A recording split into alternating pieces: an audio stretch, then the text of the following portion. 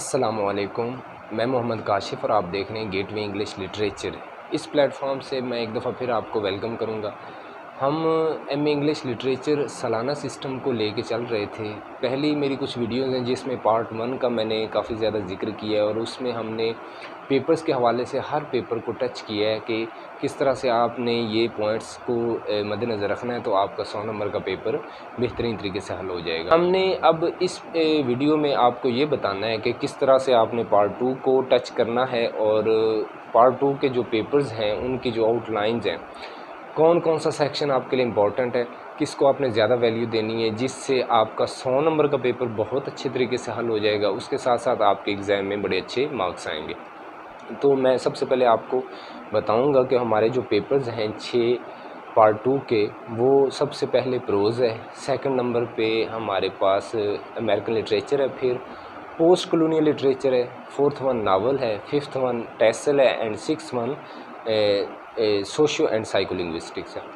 तो अब मैं आपको, अगर आपके पास सिलेबस है और 5 साल पेपर्स हैं, मैंने पहले भी आपको एक दफ़ा मेंशन किया है, पिछली मेरी वीडियोस में ये बात मैंने काफ़ी दफ़ा दोहराई है कि जब भी आप सालाना स्टडी एनुअल सिस्टम से करते हैं डिग्री मास्टर की, चाहे वो इंग्लिश की है, उर्दू की है या कोई भी है, सालाना सिस्टम की सबसे बेहतरीन जो ख़ासियत है वो ये है कि आपके पास 5 साल पेपर होना बहुत ज़रूरी है। वो चाहे हनी के हों, चाहे स्कॉलर्स वालों के हों, चाहे किताब महल कोई भी हो।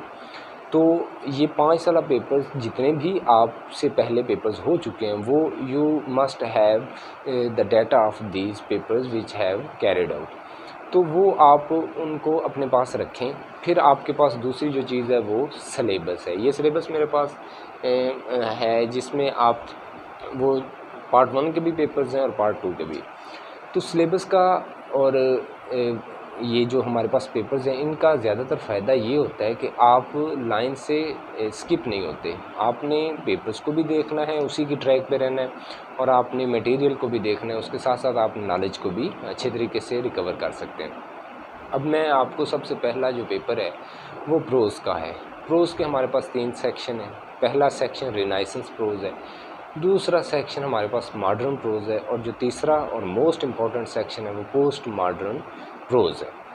अब इन 3 सेक्शन में अगर वन बाय वन आप सारे राइटर को या प्रोज़ आपके पास जितने भी हैं प्रोज़ राइटर हैं, क्रिटिक्स हैं, उन सब को अगर आप टच करेंगे तो कुछ बच्चे होते हैं वो कहते हैं हमने सिर्फ पेपर्स को इम्पोर्टेंट गेस के हवाले से हल करना है। तो मैं आज वो बताऊंगा कि किस किस पॉइंट्स को आपने ज़्यादा वैल्यू देनी है, कौन सी आउटलाइंस को आप अच्छी तरीके से टच करेंगे तो आपका 100 नंबर का पेपर हो जाएगा। अदरवाइज़ आप वो तमाम बच्चे जिन्होंने पीपीएससी और लेक्चररशिप की तैयारी करनी है या आगे जाके सीएसएस अटेम्प्शन करनी है, उनके लिए मैं सारे पॉइंट्स को रिकमेंड करूंगा कि आपने कोई भी पॉइंट स्किप नहीं करना। आपने सिलेबस को जितने भी उसके अंदर हर पेपर के आउटलाइंस हैं सबको थारोली और कम्प्लीटली तौर पे मद्देनज़र रख के टच करना है। अच्छा, अब मैं आपको बताऊंगा कि जो सबसे पहले प्रोज़ है उसमें अगर हम बात करें तो पहला रिनाइसेंस प्रोज़। रिनाइसेंस प्रोज़ को मैं बड़ी वैल्यू दूंगा क्योंकि ये बहुत ज़्यादा इम्पोर्टेंट है पेपर के हवाले से और इसकी मैं आपको सेक्शन वाइज डिवीज़न भी बता दूंगा। अब पहला आपके पास जो राइटर है वो हमारे पास स्विफ्ट है। स्विफ्ट नहीं है, वो बेकन है। तो बेकन का और स्विफ्ट, ये 2 राइटर हमारे पास रिनाइसेंस राइटर हैं। इनको आपने बहुत ज़्यादा वैल्यू देनी है। क्यों? अब जो बेकन के 4 ऐसे हैं, मोस्ट इम्पॉर्टेंट ऐसे हैं, of truth, of revenge, of death, of marriage and single life, ये हो गए बेकन के 4 ऐसे। और जोनाथन स्विफ्ट का हमारे पास गुलिवर ट्रेवल्स। अब ये गुलिवर ट्रेवल्स और बेकन को मैं क्यों कह रहा हूँ ये बहुत इम्पोर्टेंट है, क्योंकि आपका एक शॉर्ट क्वेश्चन आएगा बेकन से और एक लॉन्ग क्वेश्चन आएगा बेकन से, यानी कि 10 नंबर का शॉर्ट क्वेश्चन, 20 नंबर का लॉन्ग, 30 नंबर आपके बेकन से आ जाएंगे। उसी तरह 10 नंबर का शॉर्ट क्वेश्चन आपका गुलिवर ट्रेवल से और 20 नंबर का लॉन्ग क्वेश्चन इसी गुलिवर ट्रेवल से। तो यहाँ से भी 30 नंबर हो गए, बेकन से भी 30, स्विफ्ट से भी 30 और 30 कितने हो गए, 60 हो गए। यानी अगर आप 2 राइटर को टच करते हैं तो आपके 60 नंबर बिना तकल्लुफ़ वो कवर हो रहे हैं, और ये इनका मटेरियल भी थोड़ा कम है और आप इसको आसानी से रिकवर कर सकते हैं। तो ये बहुत ज़्यादा इम्पोर्टेंट है, इनको आपने स्किप नहीं करना। 4 ऐसे बैकन के, इनमें से ज़्यादातर 2 लॉन्ग क्वेश्चन भी आ जाते हैं, अगर 2 नहीं तो 1 तो आपके पास मस्ट है, और 1 ही लॉन्ग क्वेश्चन गुलिवर से और 1 ही शार्ट दोनों से। मतलब ये कि आपने इसको बिल्कुल ज़बरदस्त तरीके से रिकवर करना। अब दूसरा जो सेक्शन है हमारे पास, वो है हमारे पास मॉडर्न प्रोज़। मॉडर्न प्रोज़ में हमारे पास रसल आ रहा है, हक्सले आ रहा है, और भी 1-2 राइटर हैं। तो आपने बर्ट्रैंड रसल को टच करना है तो बड़ी अच्छी बात है। अगर नहीं कर सकते तो आपने हक्सले का वो जो ऐसे है, आपने उसको बहुत ज़्यादा अच्छे तरीके से आपने कवर करना है। उसका नाम है the crown of wild olive. ये 20 नंबर का लॉन्ग क्वेश्चन हर सूरत आता है, हर सूरत आता है। ऐसे समझिए ये मस्ट है कि आपने इसको सबसे पहले प्रिपेयर करना है। ये 20 नंबर का लॉन्ग ये हो गया, 2 लॉन्ग आपके पहले से हो रहे हैं, यानी आपका लॉन्ग का सेक्शन कंप्लीट यहीं से कवर हो रहा है। तो शार्ट पीछे आपके जो रह गए, अब पोस्ट मॉडर्न प्रोज़ पे आ जाएं तो वहाँ पे आपके पास नोम चॉम्स्की है। तो नोम चॉम्स्की को अगर आप देखते हैं तो उसमें से आपके 2 लॉन्ग क्वेश्चन आ जाते हैं। नोम चॉम्स्की को अच्छे तरीके से हल कर लें। तो ये आपका प्रोज़ का मैंने जितना कुछ बताया कि प्रोज़ के जो इम्पोर्टेंट है हमारे पास, सबसे पहले बैकन मोस्ट इम्पॉर्टेंट है, उसके बाद Jonathan Swift most important, Jonathan Swift. Third one आपके पास है जी हक्सले है जिसका the crown of wild olive, और फिर है जी नोम चॉम्स्की। ये 4 राइटर आपने करने हैं, बाकी को स्किप कर देना है जी। पेपर के हवाले से मैं बता रहा हूँ, जिनके पास टाइम कम है या पेपर में मार्क्स अच्छे। अच्छा, जब आपने ये 4 राइटर करने हैं, अब जो मैं चीज़ बताने जा रहा हूँ ये बहुत ज़्यादा इम्पॉर्टेंट चीज़ है। आपने क्या करना है, आपने इन 4 राइटर को सबसे पहले आपने उठाना है बैकन को, या जो आपका दिल करता है। आप तरतीब वाइज अगर नहीं है, इंटरेस्ट की बात है, तो जो आपने इनमें से जो भी 4 में से उठाना चाहें, उस राइटर का जो भी काम है, वर्क है, उसको आपने किस तरह से करना है।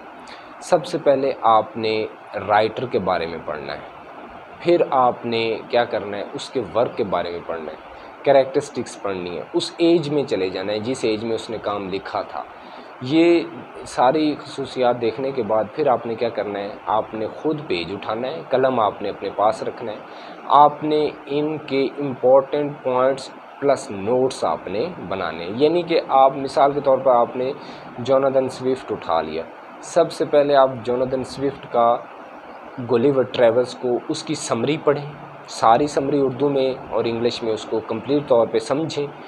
पढ़ने के बाद फिर आप गुलिवर ट्रैवल की डाटा में चले जाएं कि इसका जो काम था या इसको जिसने लिखा था उस राइटर की बैकग्राउंड लाइफ पढ़ें।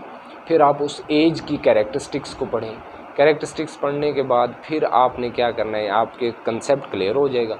फिर आपने पेज उठाना है, उस पे गुलिवर ट्रैवल की 3 से 4 असाइनमेंट आपने ख़ुद बनानी। सबसे पहली जो असाइनमेंट वो ये होगी कि जो गुलिवर ट्रैवल है उसका आप हमें क्रिटिकल एनालिसिस करके दें। वो क्रिटिकल एनालिसिस आप नेट से नोट्स उठाएं, जहाँ से टीचर्स की हेल्प लें, दोस्तों से लें, जहाँ से मतलब असाइनमेंट आपको मिल रही है, ख़ुद का कंसेप्ट लें।